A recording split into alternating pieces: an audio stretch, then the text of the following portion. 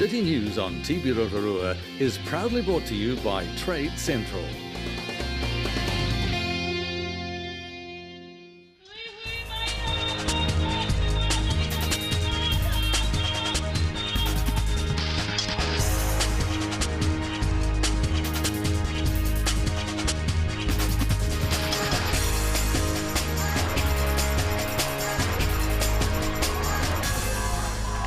Good evening, Rotorua. Tonight on City News.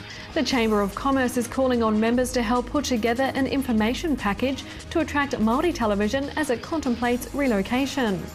The Rotorua Continuing Care Trust is holding an open day tomorrow to present proposals for the new whare aroha, and its graduation next week for the hundreds of Waiariki students from around the region.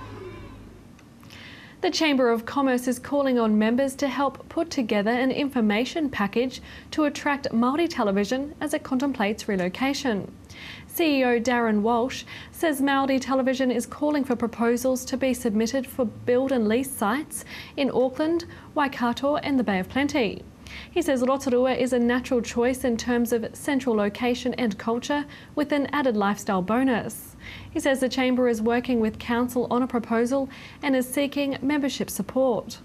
This morning, Mayor Steve Chadwick told City News that she was encouraged by the Chamber's support, saying there's real benefits to the city as well as for Māori television if they did move here. The Rotorua Continuing Care Trust is holding an open day tomorrow to present proposals for the new whare aroha care facility. They're holding it at the proposed site in Towie Street in Nongataha. On Friday, hopefully it's not raining, between 3 and 5 o'clock, we are holding an open day. Predominantly it's for the Nongataha community. We want to engage with the community in Nongataha. We want them to feel like we're an important part of where they live. But it's open to anybody who wants to come along. Come and have a look at our section, have a look at this beautiful site that we've got. Talk to us a little bit about our dream for the site and for the people who are going to be living with us and for the staff who will be working with us and for families. Talk to us about that. We can show you some of the early versions of our plan. We can walk you around the site. Our architect will be there. So it's just an opportunity to say, hey, this is who we are. Come and meet us and say hello, and there will be more in the future. It's graduation next week for hundreds of Waiariki students from around the region. Events are being held in Whakatane, Rotorua and Tokoroa, with a parade here on Tuesday starting at 11 a.m. at City Focus. Plans for next week's Walking Festival are finalised with good numbers registering for events. It's the 22nd anniversary of the festival, which now incorporates the New Zealand International 2-day walk. Festival organiser Derek Shaw says he's looking forward to hosting visitors, especially first-timers, to our beautiful walks. This is really a celebration of Rotorua and walking, and it's an annual event, and we attract people from all over the world to it, to come and walk with people from Rotorua and wider New Zealanders, and also, I guess, for them to to celebrate our wonderful sort of forest and lake and walkways in Rotorua. Now, this might be a bit of an obvious question, but why do you think people come to Rotorua in particular to take part in the walking festival? Our walk, which is, as I said, has been going for 22 years, is really rated one of the best walks of its type in the world, and that's, I think, a combination of factors. The first one is the first day you have those wonderful walks in the forest, and the second day you walk the sort of stream geothermal areas of Rotorua. So it's such a contrast between the 2 days, and also, I guess, New Zealanders, Rotorua people were pretty friendly and we get on, and the particularly international walkers like to come and interact, with Kiwis and find out a little bit about what we do and how we do things, and it's really great that we're able to do that. In sport tonight, the Chiefs have named their team for the second New Zealand conference match in a week when they play the Highlanders at Waikato Stadium tomorrow night.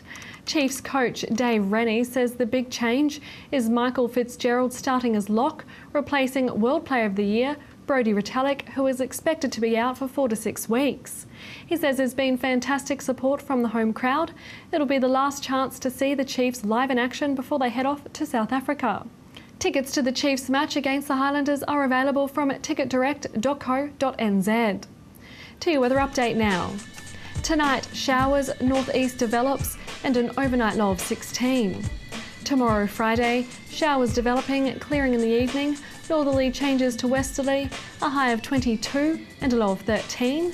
And looking out to Saturday, rain develops in the afternoon and clears in the evening, northerly and then westerlies, a high of 22 and a low of 12. In the marine forecast for Lake Rotorua for Friday, northerly 15 knots developing in the morning and then dying out at night, with waves less than half a metre, and there'll be fair visibilities in showers which will be clearing later. If you would like to catch up on City News, you can find us on YouTube. Just search City News Rotorua, and you can also see our updates on our TV Rotorua Facebook page. Still to come in tonight's program, we visit Community Rotorua and talk with Carol Fisher. We have more on the new plans for Whare Aroha Care, and we check out workshops being run by Lakeside Athletics Club to help train for the Rotorua Marathon.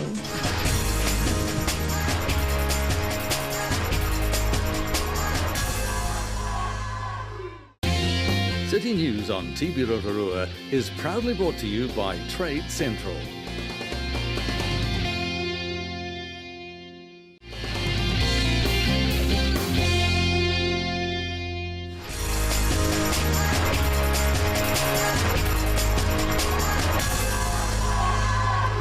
Kia ora, welcome back. I'm at the lakefront now at a new place. Well, it's actually an old place, but it's got some new lease of life that's recently been pumped into it. Community Rotorua, the organisation, are here, and this is the community hub. And there is a very warm welcome being extended to everyone in Rotorua to come down and check it out. We're going to find out exactly what it's all about first with Carol Fisher. Kia ora, Carol. Kia ora, Kiri. Thank you for your time. Oh, thank you very much for having us here. So it's quite a quaint little cosy feeling office here, isn't it? Tell us about the buildings and why you're here. We're very lucky enough to negotiate with Queen Elizabeth Trust, who are also very community minded, for use of the space at the back end of the building. And what we envisioned, and now is what has happened, is there a space here for community and voluntary groups to meet, and we've got now Wi-Fi, so we're wireless, and we're looking at also, we've now got an online booking system. So, for example, we've had citizens' advice here recently, we've had the COGS committee coming on Thursday, and so we're getting a bit of a momentum now about people knowing about the facilities. They can hot desk, you can come and use a hot desk and a really good quality printer, so that you don't have to bother about your own printer at 11 o'clock at night not working, and also easy access. So we're developing it into an easy use after hours cost, a reasonably, in terms of the cost is reasonable, and we hope for people to share their energies and projects and breathe a bit more life into this very important sector. Nice. So tell me a little bit about the goals, if you could, define the goals. I suppose in terms of the goals, it's really about our vision is engage, strengthen and influence in terms of our organisation. But the goals, I suppose, are to in terms of collective enoughness, and that's really talking about the things that make quality of life for everyone good, and community groups support that. Also, we're talking about getting more serious about measuring outcomes, and we're looking at some methods now that we can tell community groups these are the kind of methods that will help you really articulate what you do well and show to other people the value of your work. So it's sort of outcome measurement specific for voluntary community groups. Right. So that's one of our ventures, yeah. So you're essentially helping people that help everyone else. Capacity building. It's a bit like the equivalent of the where the Chamber of Commerce is for the business sector. We're a capacity building organisation for community voluntary groups, but we'll also promote anything that promotes good community well-being too. And how do you fund yourselves? Previously, we have had funding support from council, and we've had grants. And at the moment, that's being jiggled around a little bit. And we're also trying to generate our own funds. For example, we've got a venture called Stone Soup, which is a mobile food caravan, a bit like a Bunnings sausage sizzle, but on wheels. Nice. And offering a bit more options. So we're saying, and it promotes the message about community and about community well-being, but it also generates some funds. So that's that's an experiment in social enterprise, which is a buzz thing for community groups at the moment. It's very popular, isn't it? And there are some good models in operation. Oh, already, and some of them have existed for a while. I mean, it's some cultures have always thought that's the way to run a business and the way to run an organisation. So the mainstream is catching up with other worldviews. So I think it's great. Yeah, very timely. And tell me a little bit about the specific things that people can come and get from here. So if I'm looking at wanting to pick up rubbish, which I always want to do anyway, and I came in and said, look, I've got this really great idea, what kind of things would you be able to help me with? We look at it as a brokering role. We are getting our head around how many groups are in the town in terms of who's doing what, because sometimes people are doing similar things but don't know about each other. So, and also maybe we have an oversupply in one area and an undersupply in another. So, we certainly would say, well, who do we know that you can talk to? So the hub is about being able to pass information on and network people. So and we think we're getting better at that. Yes. Yeah. So let's talk about the welcome now that you're extending. Who can come down? What are your hours? And all community voluntary groups are welcome, or anyone that's got an initiative that will that is about promoting community wellbeing. So that's really broad. We've got contact details. We're not here all the time, but certainly the most afternoons, Monday to Friday, and there are contact details on our website and also on the door here if you arrive when there's no one here. Great. So what's your website? We're going to test you now. Community Rotorua. So it's in terms of .org I think it is. But sorry, it'll come Just up. do a little first up. Google. Yeah, do a Google, Dr. Google, and it'll come up fairly readily. And then the contact details are there and a bit about what we're doing. And interesting, there are similar organisations in other parts of the country that we're modelling ourselves on that are very vibrant. So they're leading, and we're sort of following a little bit. Isn't it wonderful when people give you great ideas and you can do something neat yourself? It is, and also, but building on the strengths that are here, and knowing your community and knowing what the strengths are and who's doing what, and building on that. It's some good things being done. Well, thank you so much for your time, and that's all great. the very best. Thank you very much. All the very best. Look at that smile. That is going to brighten anyone's day. Thank you very much. You're welcome.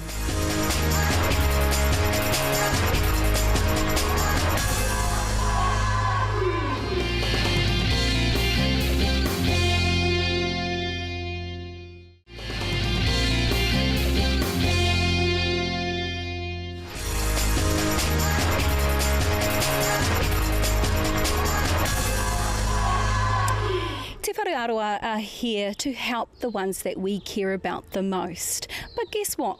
They're moving on to bigger and better things. With me, I'm joined now by Therese and Diana. And I'll imagine, ladies, that you have quite an important role here. So I'll start with you, please. Therese, can you tell us what your role is?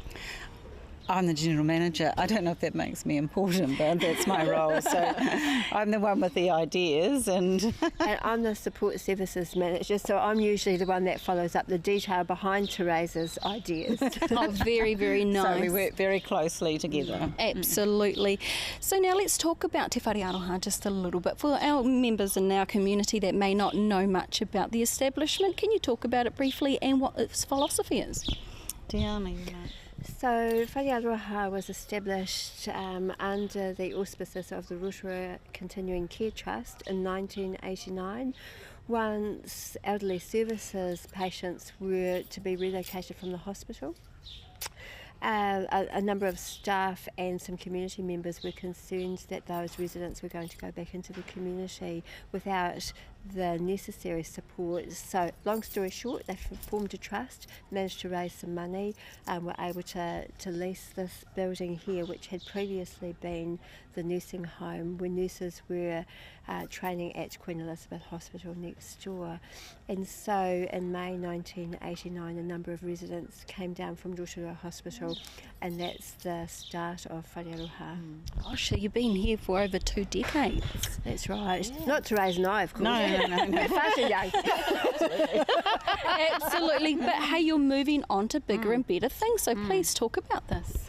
Okay, so when we joined Wharearoa Care in 3 years ago we came together. It was actually 3 of us at the time, and we knew we had to move off this piece of land. Rotorua have, plans for the land, so we knew that we didn't like the way that as long as aged care was delivered the way it is, it would always get the same result, and we weren't happy with the result.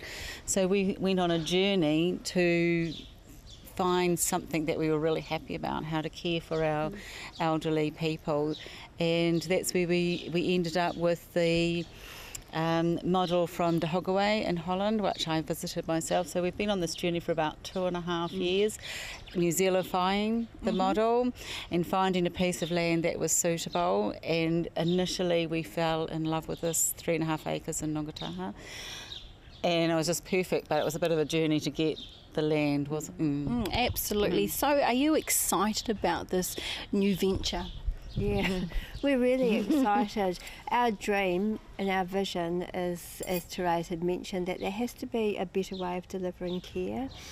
And so we wanted to create a home for the people who live with us, create a home where they still feel like they are important members of a community, they feel like they have the opportunity to contribute, that their families feel welcome to come, that staff are happy to work. So we intend to challenge some of the accepted models of delivering aged care. We know that the model that we want to deliver is not delivered currently in New Zealand. So there's a whole lot of psychological barriers that we are facing in delivering care differently. Now, you're quite lucky though, aren't you? Because you've got a slice of paradise right next to the lake. Can you give us a little bit of an insight as to how this new establishment will look? Well, first up, we've been working towards it. We changed our philosophy of care, and how we view the elderly and how we see them. So that's been a journey in itself, just to change the way we deliver the care, because the building we work in is the nurses' home, and it's not designed for delivering care for the elderly. But we do the best with how we do that. So the whole dream of a village where with a piece of land big enough to build a village with its own supermarket, its own cafeteria, club rooms, the hairdressers, we already have a hairdresser's salon, and to build households for people to live in like normal, the rest of us live. So now we have an open day. So can you please tell us about how the locals in our Rotorua community can get more information about the plan? Sure. On Friday, hopefully it's not raining, between 3 and 5 o'clock, we are holding an open day. Predominantly is for the Ngongataha community. We want to engage with the community in Ngongataha. We want them to feel like we're an important part of where they live. But it's open to anybody who wants to come along. Come and have a look at our section, have a look at this beautiful site that we've got. Talk to us a little bit about our dream for the site and for the people who are going to be living with us, and for the staff who will be working with us, and for families. Talk to us about that. We can show you some of the early versions of our plan. We can walk you around the site. Our architect will be there. So it's just an opportunity to say, hey, this is who we are. Come and meet us and say hello, and there will be more in the future. Wonderful. What a lovely invitation to the people of our community. So there you have it, Rotorua. Te whare aroha right here, walking the walk, talking the talk, and looking after the people who we care about the most.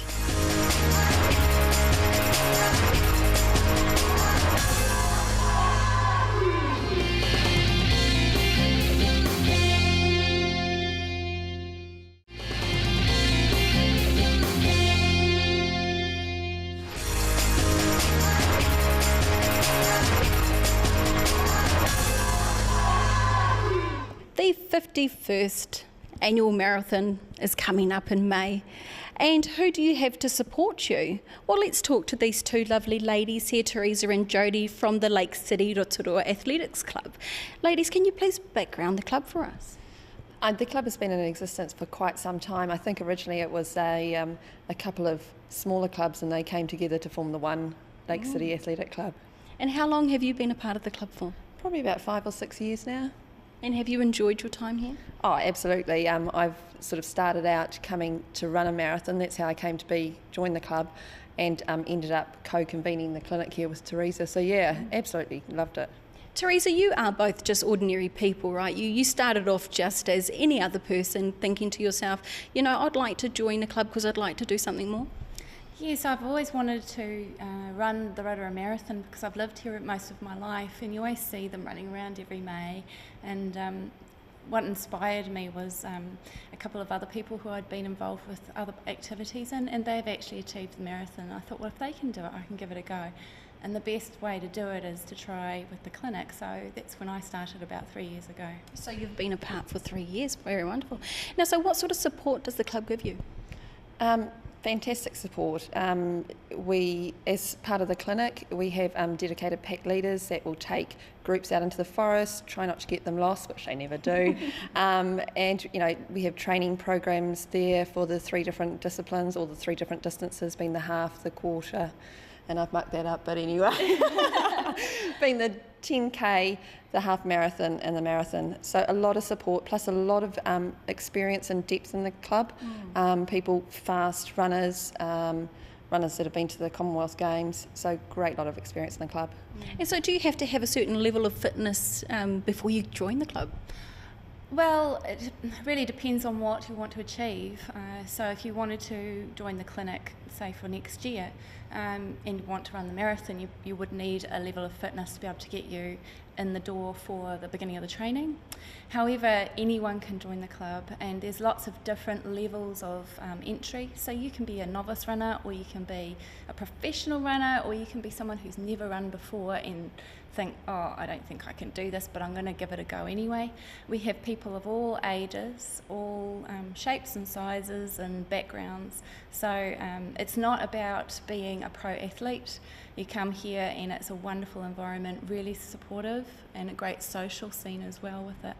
Very nice. Now, the running and walking marathon, of course, it's been associated, running and walking clinics, sorry. Of course, it's widely associated with the marathon, but it's not quite just that, is it? The clinic does go on to other events. Yeah, certainly after the 2nd of May, we run year round. So we have a fantastic winter series, cross-country series. We have runs for adults and for children, and it's a lot of fun, and we always end up with afternoon tea afterwards. In summer we have athletics, we have the, what's it called? You have the track and field events that run out in Springfield area on Devon Street. We also have the children's athletics that run the day before, and the kids can get involved from about, I think, October through till April. So we have that running over the summer. And there's other activities as well. We have a thing called the trout fly, which is quite a fun run, but a really a fast one for those who want to be fast.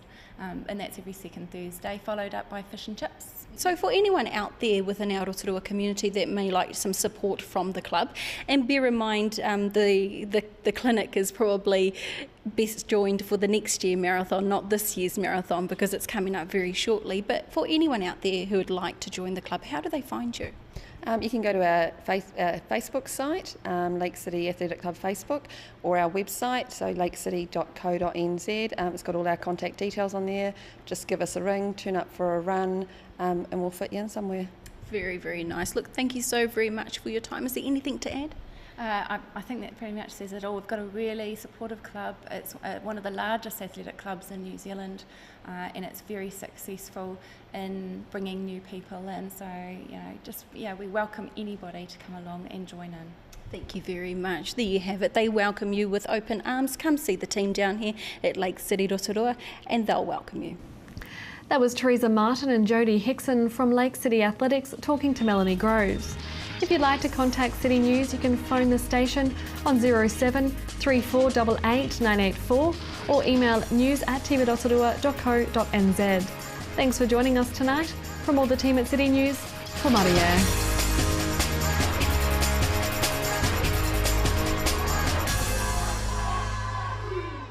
Supporting local content so you can see more of New Zealand on air. City News on TV Rotorua was proudly brought to you by Trade Central.